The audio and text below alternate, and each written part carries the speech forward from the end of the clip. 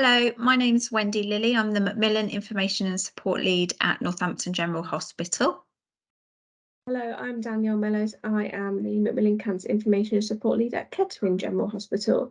And today we're going to be talking to children about a cancer diagnosis and how we can support you in having these conversations. So talking to children about cancer can be challenging. As children get older, they're usually able to understand more and more about illness and treatment. A child's age is only a general guide to what they may understand, and you know your child best, so it all depends on the child themselves. So, for example, a 5-year-old may understand more than an 8-year-old child. The most important and best way to talk to children is about being open and honest. So sometimes we will not talk to children because we try to protect our children. However, the benefits of talking can have some significant impacts on supporting us and our children. So the benefits of talking include knowing what is going on rather than guessing can often make children feel more secure and less anxious. It allows them and gives them permission to talk and makes them feel comfortable to ask questions and to talk openly to you and say how they are feeling. It also shows a level of trust between you and them, and you do not need to guard what you say. It can also make you feel closer, so your children can help support you and you can help support them. And it can also help them cope better with difficult situations. So we know there's many effects of not talking to children. So often children feel scared and anxious because they don't know what's going on, and they often pick up on things and sense that something isn't quite right. And quite often they will fill in their own gaps and maybe misunderstand situations, and quite often get the wrong idea. Sometimes as well, they can often feel isolated. So they feel alone with lots of worries and nobody to talk to. And that can escalate if those worries get more and more and get quite time consuming. They worry about something they've done wrong, or that the fact that the cancer is their own fault. So they quite often, overthink things and things get distorted. Quite often as well, children feel that they're not important enough to be included. And as children get older, they want to be part of adult conversation so that they get a better understanding about what's going on. But if things are all left hush-hush, they often feel quite isolated. And sometimes as well, like I say, things get distorted. And so they start to imagine something worse than what actually the reality is.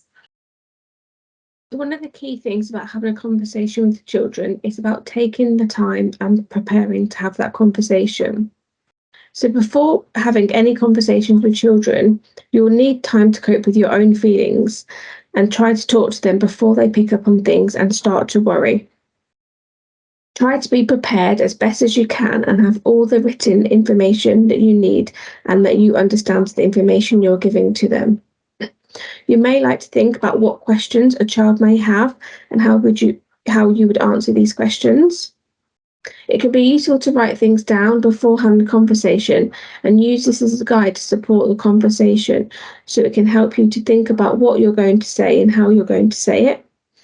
And also including talking to all children together. Don't tell older children before other children, as often this can place a burden upon them. So who should tell them? In two-parent families, usually the best way to tell a child something about what's going on about a diagnosis or illness in the family is for the parents to talk together. But can depend on how you usually talk as a family. So try and think about past experiences where you've had to talk as a family and how you approached it and what worked in the past and what didn't. For single parent families, if you are able and feel comfortable to do it on your own, then that's okay. Or you might choose to tell them with someone close to you or that your child knows and trusts. And what we say as well is, if it is possible, to let the other parent know what approach you have taken, what kind of words you've used or phrases that you've used, so that you both support that child with the same approach. So somebody who you choose to tell a child or to talk to a child about diagnosing that can be a professional. Even if you are not doing the telling, you may want to be there, though, just to comfort the child, depending on how they react. However, some parents prefer not to be there. And the most important message here is that you have to do what is right for you and for your family. Choosing the right time and place is really important when having these sorts of conversations with your child. So one of the key things is about choosing a place where you and your child or children feel comfortable to talk. It may be a favourite place, or it may be somewhere that's quite relaxing and unique to you. Ensure the place is somewhere where children feel they're able to express any feelings. That could be through a walk, or it could be through play. If you have more than one child, it's best to tell them all together. But if you are going to tell them separately, it's important to try and do it close together as possible. Some children can often wonder why they were told last, or if they know that other children know something, then again, it can lead them to feeling isolated. And try to avoid only telling older children, as this can place a burden on them, to try to tell all children of all ages. So how to tell children? See the first conversation as a starting point.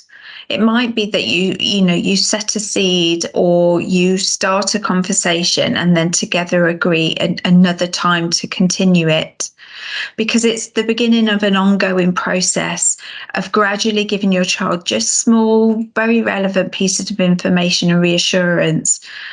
And you'll know when the best time and place to start those conversations, and then for them to carry on. But always make sure that you know that you let your child know that that conversation isn't finished, and that there'll be more time to talk.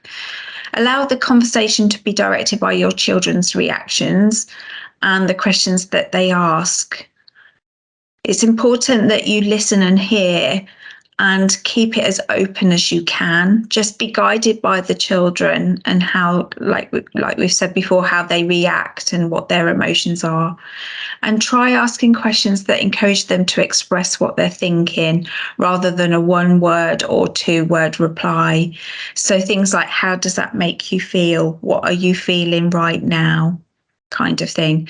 So it's important that preparation is key to start that first conversation. As Danielle said, it's finding that time, that place, and then deciding when you're going to start that first conversation.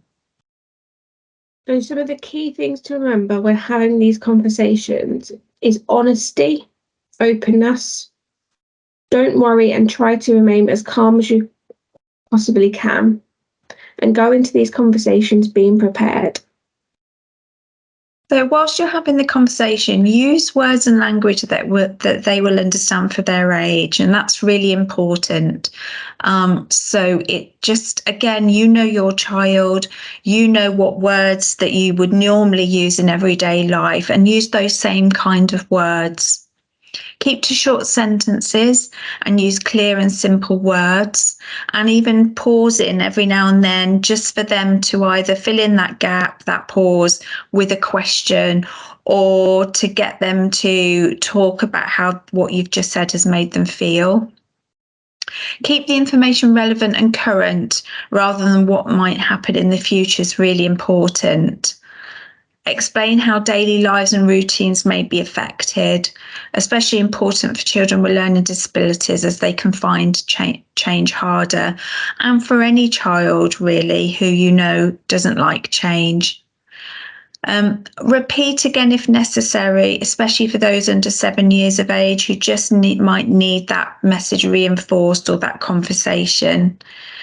and be prepared for how they may react. And that might be something, a lot of the time, because you know your child, you know how they react to difficult conversations and emotions, but it might be something out the blues that they might react to. So be prepared.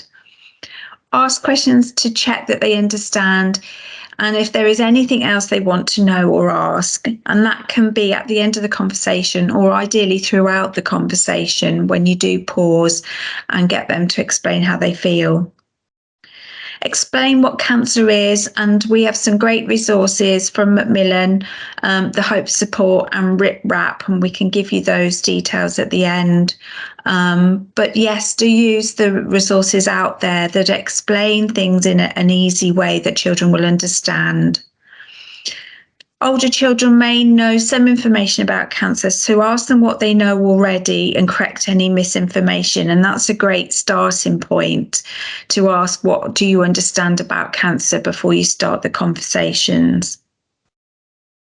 Some of the key important points is that children need reassurance that cancer is not like a cold and you cannot catch it. Therefore, it's okay to sit close, hug and kiss. So some people might see it as a cold, and some children fear that it is contagious. Reassure children that cancer is not caused by something they did or they thought they did. So whether that's misbehaving, or anything like that, but reassure them that it's nothing that they have done. Children also need reassurance that there will always be someone there to take care of them. And this is really important as well in terms of reassuring them that there is always someone around they are able to talk to and reach out to. Reassure them that they can ask questions and talk to you about how they feel, so it gives that open and honest communication. And reassure them that you'll always be open, honest, and listen to their worries and concerns and help them to cope no matter what.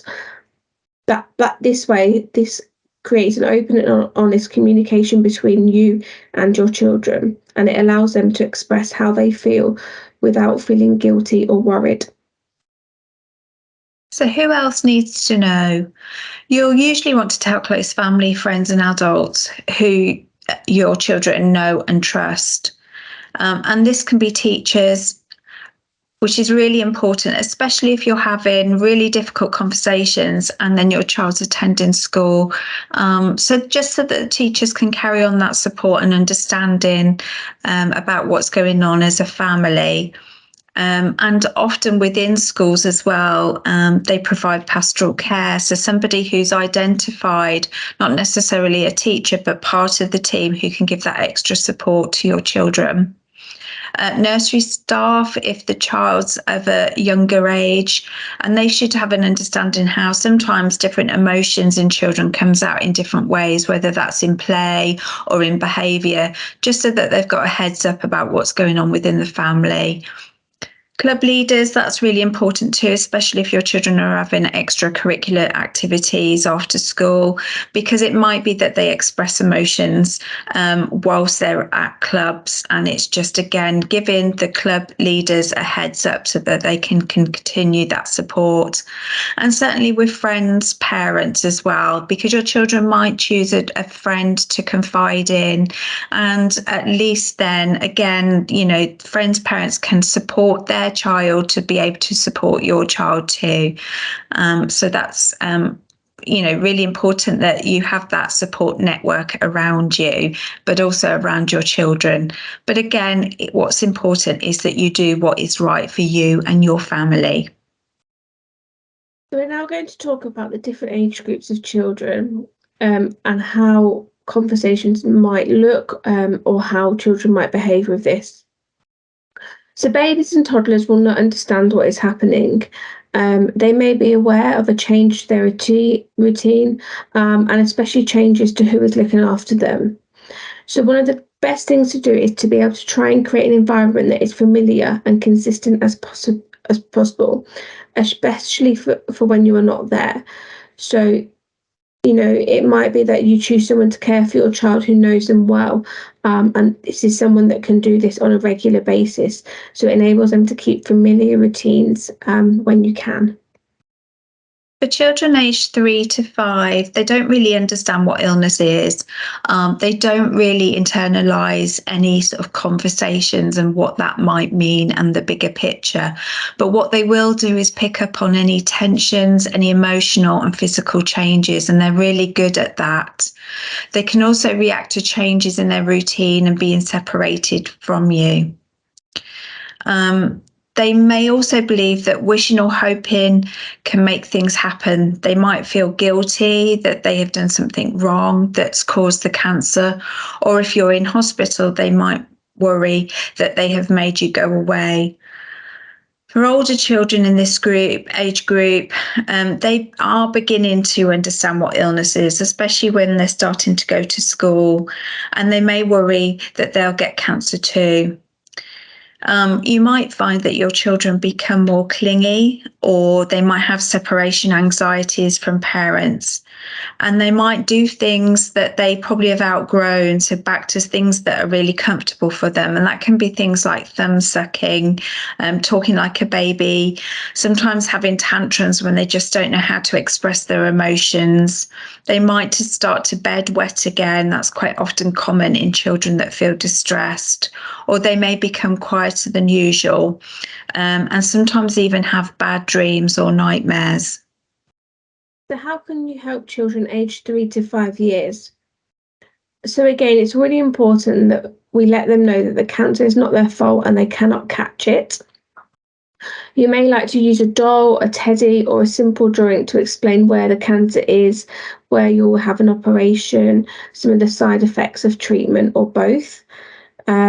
And there's lots of also explorative cards out there that can be used to help children with their emotions.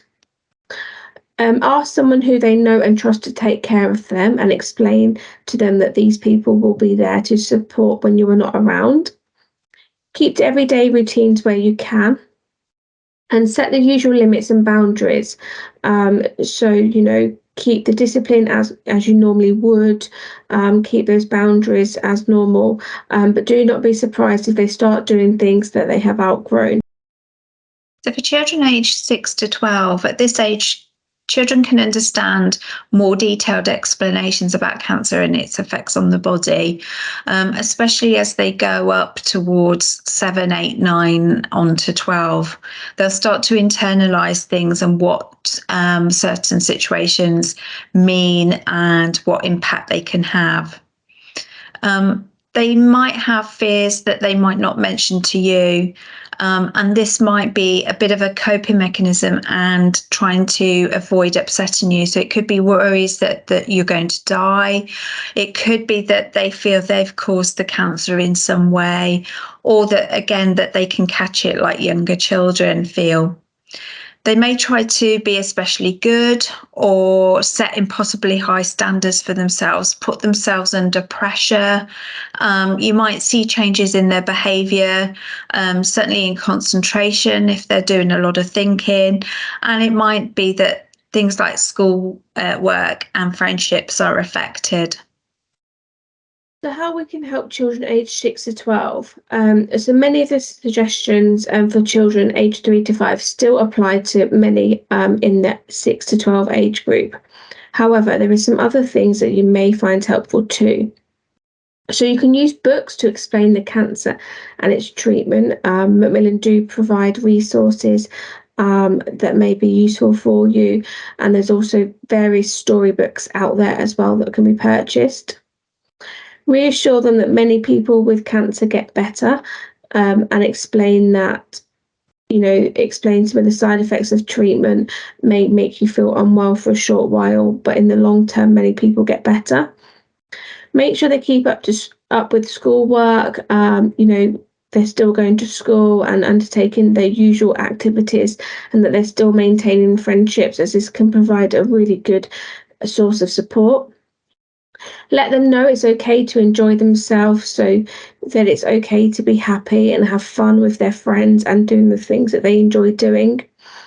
and give them little things to do to help out. So sometimes you find that children of this age group may want to support with things like housework, daily chores, and giving them things to do really helps them feel that they are helping you, and it makes them feel that they can be a really good source of support for you, and also be a little bit independent. So with teenagers, they usually understand what's going on in terms of the cancer, but they can feel reluctant to talk about it and become quite withdrawn and socially isolated. They might find it hard to talk to you or to show how they feel, because sometimes they don't even know how to express how they feel. But every child's different. It's important to encourage them to ask questions, to give them that time and that space to be able to do that. Some teenagers may be keen to help out. They want to be involved in things, but they may find that at a time when they want to be more independent and spend less time in the house, they have more responsibilities at home. So it's about finding that balance for them, giving them some time to have with their friends and just some downtime. But also, if they are keen to help out, give them some tasks that you can do together, especially just to create an environment that might have an open and honest conversation. How to help teenagers. So there's lots of resources and sources of support and information. So you can signpost them to any of these external sources of support. Ask them what they think and include them in the same way as you would include an adult. So again, it makes them feel less isolated, and it makes them feel that they can be trusted with the information, and it allows an open and honest conversation. Help them to see that talking about feelings is a positive way and it's a mature way of coping. So really encourage them to express how they feel, even if they feel worried that it might upset you. Encourage them to talk to someone closer, whether that's their friend, a relative, a close family friend, or even a professional. Again, make sure that they keep up with friendships. They still continue with their normal life and activities as much as possible. This is really important to maintain that normal life as much as they can. Give them time and space to themselves when they want it. So often they may say that they just want some time to themselves. So really respect that they want some time and space to themselves. But again, reassure them that you are there when they want to talk. Again, keep to the usual rules and limits. So sometimes these can be even more important now than ever before. If they've got a curfew, or it's about going to school, or it's to do with chores around the house, really try to keep to those rules and limits. Explain that you might need a little bit more help with things like cooking, tidying up, or looking after your younger siblings. Allowing them to help often shows that you need and trust them, but reassure them that you do not expect them to do anything. So sometimes as parents, it can be hard to allow children and teenagers to help us, but again, it works for both parties involved. And really show them that you do appreciate their help when they are helping. This is really, really important for them to see how much you appreciate them and how much of a source of support they are to you. So children can have lots of different emotional reactions. They can feel their feelings through anger and bad behaviour sometimes. And your child may react to your illness with behaviour that you wouldn't normally expect. People who can offer you and your child support during this time is your GP. They can make referrals if you think your child needs a referral to child services just for that extra emotional support. As we said before, teachers, they can be a really good source of support, especially if your children are at school. And it may be that they have a school nurse attached to the school, or a pastoral pastoral advisor. Social workers can be a good source, and health visitors. So again, they can be accessed through the GP, and psychological services in your hospital. So ask your nurse specialist if there are any psychological services that your child can access, and then also some local counselling services. So resources, as we mentioned before, there's lots of resources that Macmillan produce. So one of the key booklets is Talking to Children and Teenagers When an Adult Has Cancer, which will cover very much of what we've spoken about in this presentation. You can pick these up from the information centres, or you can go online and order them directly for free, either to home or download the PDF version. You may want to contact the Macmillan support line for additional support, or just to go through what it is that you are doing and planning in preparation for this conversation. The online community from Macmillan as well may have hints and tips from other parents about having these conversations and how they've handled these conversations. And then you've got RIP RAP and Hope Support. So these are two really good organisations that support children directly. So it might be that a referral to them is needed, or you have a look at their resources and supports of support with these conversations. With regards to books, you can access these on Amazon. Here are some of the range of books that we've sourced. So either contact your local information and support centre. We can guide you more on how to access these books, or have a look, take some references down, and you'll certainly be able to access them online. So another really useful source of support is the Fruit Fly Collective, and this helps families build new ways to support children, adults and families affected by cancer. So for different age groups, they have a variety of different kits which allows children and teenagers to express their emotions. It can help with explaining what cancer is, and it can be a really nice and creative way of having these conversations and allowing children to express their feelings and also get that understanding of what is happening. So if you've got any questions about what we've talked about or the slides that you've seen, if you want to contact our information centres, we can give you the details, and we can talk to you more about what we've discussed. Equally, if you wanted to contact your clinical nurse specialist, they can talk you through with any advice and support that you need as well.